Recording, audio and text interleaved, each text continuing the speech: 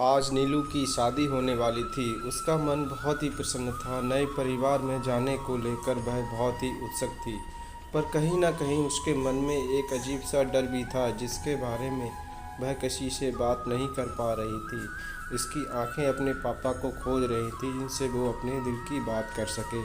नीलू, ओ नीलू! तभी उसकी माँ ने आवाज़ दी, तुम्हारे पापा दिखाई नहीं दे रहे हैं। ये भी ना कमाल करते हैं, बारात बाहर खड़ी है और पता नहीं कहाँ चले गए, कुछ बताया भी नहीं। नीलू, जरा अपने पापा को फ़ोन तो लगा। जी माँ, अभी करती हूँ। वो खुद भी ढूंढ रही थी।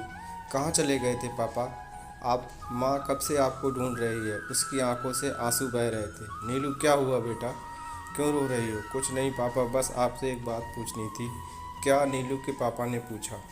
बेटियों को ही क्यों अपना घर छोड़ना पड़ता है? वो क्यों सारी ज़िंदगी अपने परिवार के साथ रह सकती हैं? समाज की परंपरा से बेखबर नीलू ने अपने पापा से पूछा। किसने कहा बेटा कि तुम हमें छोड़कर जा रही हो? भले ही तुम आज हमें छोड़कर चली जाओगी, मगर हमारे दिल में हमेशा रहोगी।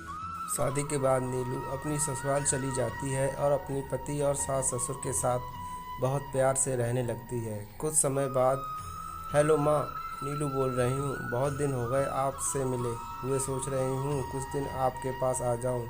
ठीक है बेटी, अतुल से पूछ लो, मैं तुम्हारे पापा को लेने के लिए भेज दूँगी। शाम को जब अतुल घर आता है तो नीलू उससे अपने घर जाने के बारे में बात करती है।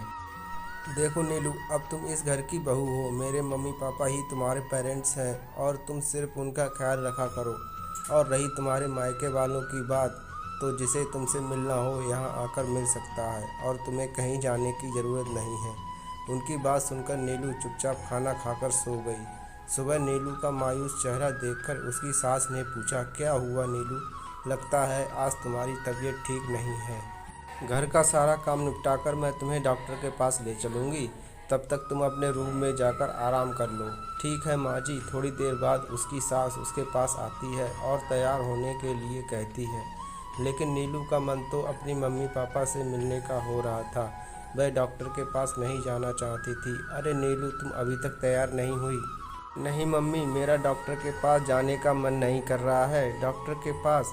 किसने कहा कि हम डॉक्टर के पास जा रहे हैं? उसकी सास पास आकर बैठती है और बड़े ही प्यार से सर पर हाथ फेरती है और कहती है कि बेटा, मेरी कोई अपनी बेटी तो है नहीं, तू ही तो मेरी बहू और बेटी दोनों है। बहू औरत का तो काम है पति की बात को अपनी भावनाओं से ज़्यादा महत्व देने का।